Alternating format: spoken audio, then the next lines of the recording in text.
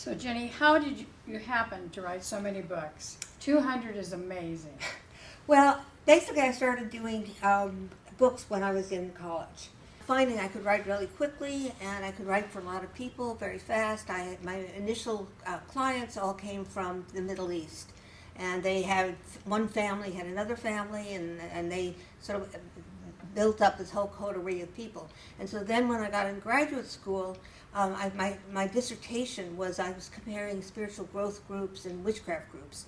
And so then I tried to turn that into a book. It was the longest dissertation I think they've ever had, because I just kept writing and writing and writing, and I just got all these ideas as I was doing it.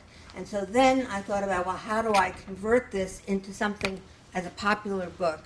And so I turned it into a book called Cult and Counterculture. That was my very first book that I published.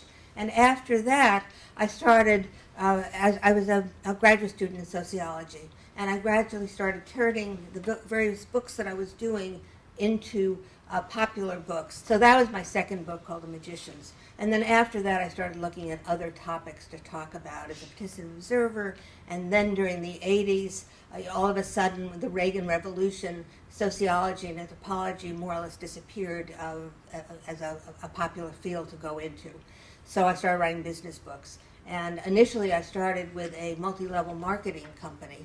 And then multi-level was really popular in 1980s because a lot of people were out of work. It was the recession in 1983. And so initially I was going to do a participant observation book based on starting a multi-level marketing group. And there was so much infighting and conflict and everything going wrong in the group that I said, people are not going to want to buy this. So I ended up writing these marketing books about, this was before the internet, before popular printing, and so I ended up writing a series of books about how to do multi-level marketing. First they had Spiral Binding, and then that was the first popular book that I sold to Avon.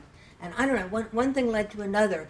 After the multi-level marketing collapsed, all of a sudden people owed a lot of people money because things didn't start up. They were supposed to start up. So I ended up writing books on how do you collect money from people that owe you money.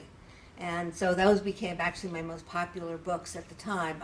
I wrote a book for Nolo Press about how do you collect your court judgment. And so one thing led to another.